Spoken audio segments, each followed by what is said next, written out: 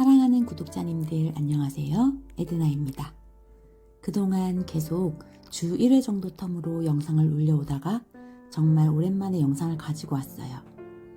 그간 저는 상태가 좋지 않은 몸을 돌보면서 좀 잡고 있던 여러 가지 것들을 내려놓고 푹 쉬기도 하고 좋아하는 김주환 교수님의 영상과 책도 보고 부족했던 잠도 충분히 자려고 애쓰고 그랬던 것 같아요.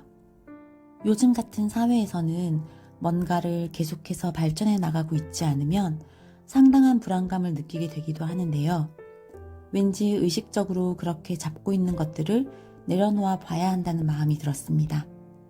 물론 너무나 생존과 직결되는 필수적인 일상이어서 내려놓지 못하는 것들도 분명 있지만 그 외의 것들은 더 큰 것이 되어 아예 내려놓기 어렵게 되기 전에 한번 멈추어 보는 것도 필요한 것 같았어요.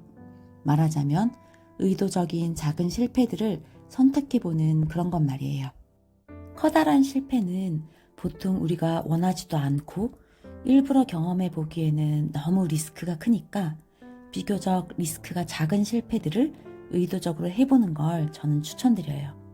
특히나 나 자신이 느끼기에 집착이 생기거나 인정 욕구가 강해지거나 타인의 시선을 신경 쓰게 되는 일들이라면 더더욱 실패해보라고 말씀드리고 싶어요. 성공만 하기도 바쁠 세상인데 실패를 해보라고 싶은 마음이 드시죠? 그런데 실제적으로 실패를 경험해보는 것이 정말 무척 중요하다고 해요. 성공하기 위해서는 실패의 경험이 필수라는 말까지 있을 정도니까요. 회복 탄력성이라는 책을 쓰신 김주환 교수님은 실제로 그분의 채널에서 성공하고 싶다면 실패하려고 노력하라는 말씀을 하세요. 그리고 모든 훌륭한 위인들은 역경에도 불구하고 업적을 이룬 것이 아니라 역경 덕분에 업적을 이루게 된 것이라고 강조하시기도 한답니다. 말하자면 그저 앞으로 나아가는 것이 아닌 튀어나갈 수 있는 도약의 발판이 되는 것이 크고 작은 삶의 역경들이라는 거죠. 우리는 성공을 하고 싶어 하지만 그 성공에 대한 마음이 집착이 되면 오히려 성공하기가 더 어려워진다고 해요. 끌어당김의 법칙에서도 집착에 대한 것을 늘 경계하라고 하는데 회복 탄력성에 대한 설명에서도 그것이 성공에 대한 집착이 아니라는 것을 강조하십니다. 회복 탄력성이 좋다는 것은 그저 역경을 참고 견디는 인내심이나 이래도 그만 저래도 그만 하는 식의 될 대로 되라는 마음이 아니라 성공에 대해 집착하지 않으면서도 좋은 것에 대한 분명한 선호를 가지고 앞으로 나아가되 역경이나 실패를 두려워하지 않는 마음 상태. 그래서 적극적 도전을 할 수 있는 그러한 상태를 회복 탄력성이 좋다라고 한다고 해요. 김주환 교수님의 또 다른 영상 중에 자기 연민과 타인 연민에 대한 영상이 있는데요. 그 영상에서 교수님은 어릴 적부터 우리는 스스로가 특별한 사람들이라는 자존감 교육을 좋은 것이라며 받아왔지만 막상 살아나가다 보면 그렇지 않다라는 사실을 너무도 많이 마주하게 되면서 좌절하게 된다고 해요. 말하자면 그런 상황들에 대한 면역이 무척 안 되어 있다고요. 나는 특별한 사람이어야 하고 나는 주인공이어야 하는데 주위를 둘러보면 온통 나보다 뛰어난 사람들 두성이고 나는 실패한 루저인 것 같고 다른 사람들의 인생에 그저 들러리 나서는 엑스트라 같은 그런 때가 오히려 삶의 대부분인 것이 현실이라는 걸 받아들이기가 너무나 어렵습니다. 저 역시 그런 괴로움에 몸부림칠 때가 무척 많았어요. 그럴 때는 제 자신이 너무너무 싫어집니다. 왜 나는 저 사람들처럼 저렇지 못할까? 왜 나는 이 정도밖에 안 될까? 왜 나는 뭐든지 확실한 성공을 못하고 끝까지 못할까? 하는 그런 생각들로 스스로를 무척 괴롭히고 비하하게 되고 그러다 보면 더더욱 제 마음을 움츠러들게 해서 도전하는 것을 두려워하게 하는 악순환이 계속되는 것이지요.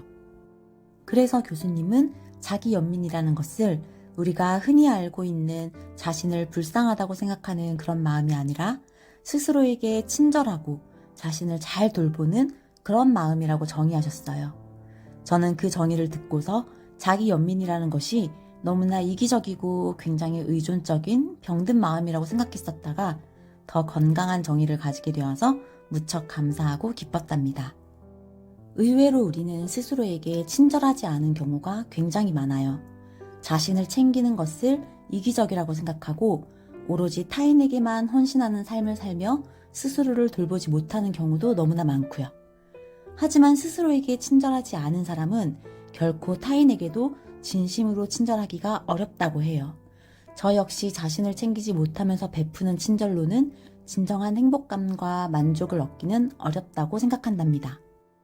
여러분, 나는 나와 살 수밖에 없어요.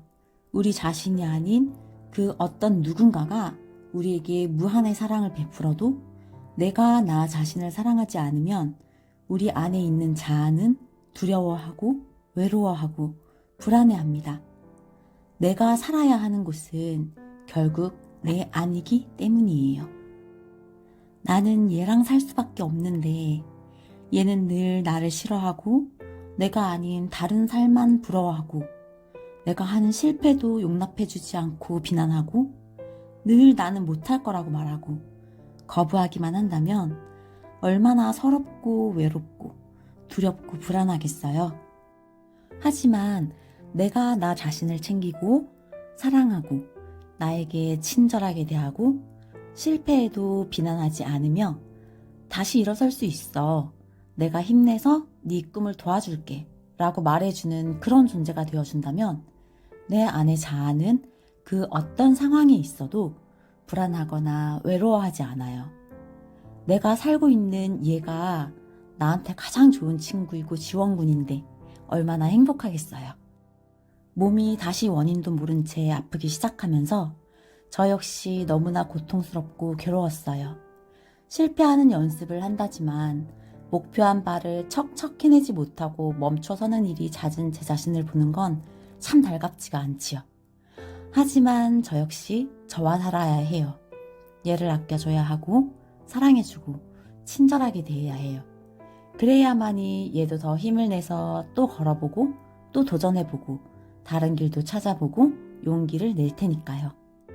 사랑하는 우리 구독자님들, 실패를 두려워하지 마세요 라고 말하기에는 저도 무척 겁이 많은 사람이지만 그래도 우리 작은 실패들을 연습해보면서 회복 탄력성을 키워가기로 해요.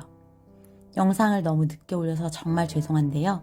이 시점을 저도 도약하는 시기로 삼아 더 높이 튀어 올라가고 싶습니다. 저는 새로운 꿈이 생겼습니다. 아니, 새롭다곤 하지만 어쩌면 그 꿈 역시 제가 저이기에 마음에 와 닿아서 구체적으로 그려진 꿈이겠지요. 김주한 교수님의 내면 소통이라는 책을 사서 본격적으로 공부하는 중인데요. 책의 초반부에 교수님이 이런 이야기를 써 놓으셨더라고요. 내면 소통에 필요한 마음 근력을 키우는 일이 사실상 우리나라의 의무 교육이 되어야 한다고 굳게 믿지만 그것을 제도화하고 시스템화시키기에는 기존에 이미 자신의 자리를 지키고 있는 교육계의 많은 분들에게는 거북스럽고 위태한 제안이며 그래서 이루어지기가 쉽지 않은 꿈이라고 말이에요. 너무나 많은 과학적 근거와 연구 결과들이 이러한 교육의 필요성을 여실히 보여주지만 현실적으로는 어려운 부분이 많다고 하시는 것을 보며 마음이 많이 아팠답니다. 저는 행복한 삶을 사는 법에 대해 말하고 싶은 사람이고 그러한 삶을 위해 스스로를 사랑하고 세상을 사랑하는 것에 대한 이야기를 하고 또한 그러한 내용의 교육 복지의 꿈을 다져가고 있던 중이라 교수님의 이야기를 읽으며 정말 많은 공감과 한편으로는 열정도 피어올랐답니다. 제가 학자나 교수도 아닌데 무얼 할 수 있겠는가마는 요즘 같은 세상은 이렇게 유튜브라는 것도 있고 여러 가지로 사람들과 소통할 수 있는 길들이 열려 있기에 감사하게도 저도 작게나마 교수님의 뜻을 함께 알릴 수 있는 그런 아주 조그마한 통로라도 될 수 있지 않을까 하는 꿈을 품어보았답니다. 해서 앞으로는 제 채널에서 제 경험들도 접목시켜서 교수님의 강의를 쉽고 재미있게 전달해드리는 영상을 자주 만들어 보려고 합니다. 당연히 그분의 책과 영상을 직접 보시는 것이 가장 좋고 적극 추천하지만 제가 직접 훈련하고 공부하고 실천해보며 전달해드리는 내용들은 그것대로 또한 함께 배우는 입장으로서의 공감을 드릴 수 있을 것이라 생각합니다. 사랑하는 구독자님들, 여러분 모두의 삶이 넘어져도 오히려 좋아를 외치며 더 높이 도약하는 놀라운 성장의 기회가 넘치는 그런 삶이 되시기를 진심으로 응원드립니다. 오늘도 들어주셔서 감사드리며 다음 영상에서 또 뵈어요.